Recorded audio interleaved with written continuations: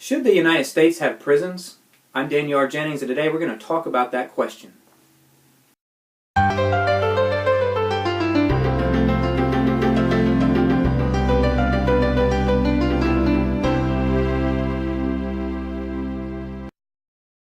No country incarcerates more people than the United States. To give you a little perspective on this, the United States incarcerates 10 times more people than its next door neighbor, Mexico. Every year, nearly $87 billion is spent on operating our national prison system. So the question is, all this money, all these people in prison, do prisons actually work? And the very clear answer is that no, prisons do not work. Within 5 years, more than 75% of the people who are released from prison will end up being rearrested. Prisons just don't stop criminals from being criminals. When we look at the law of Moses, one thing that stands out is that in the law that God created for the nation of Israel, there is no provision for a prison system. It just doesn't exist. They deal with crime in several different ways. One way is that people had to make restitution. If you stole something, well, you had to pay it back. In other cases, if you did something that was wrong, you would be punished yourself, but not with prison. You'd be punished some other way.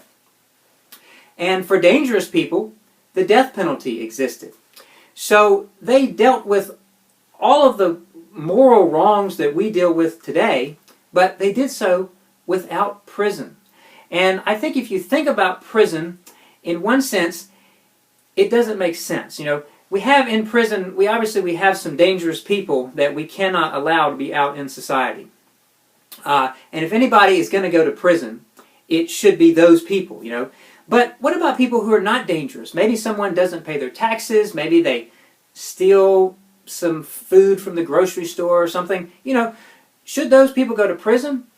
Should nonviolent offenders be in prison at all? Think about this. A man steals from you, he gets 2 years in prison, and then you have to pay from your taxes for the next 2 years to feed him, clothe him, give him health insurance, pay for a library in the prison, pay the utilities in the prison, keep it warm in the winter and cool in the summer.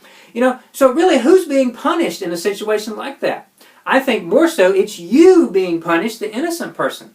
Because when that guy gets out, he has about over 75% chance of being rearrested again. So it's a huge waste of money. If anybody should go to prison, it should only be dangerous people.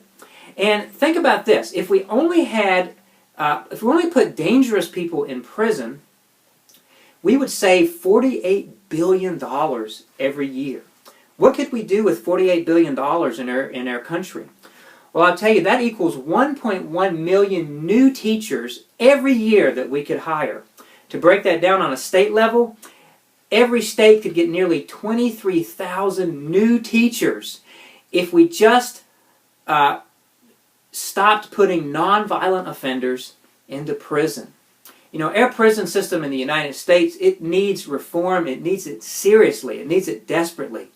And we need to really take time to look at this. We're expending a tremendous amount of money and resources on this, and it's just not working. I've heard it said before that the definition of insanity is that you do the same thing that you did before that didn't see results, but you expected to produce results this time. Well, if that's the case, then our prison system is insane. And we have got to take steps to change it and make it a better system that actually helps people and actually helps our society improve. Because as it is, it's not doing the job that it should be with $87 billion being spent on it. I'm Daniel Jennings, and this is another life lesson.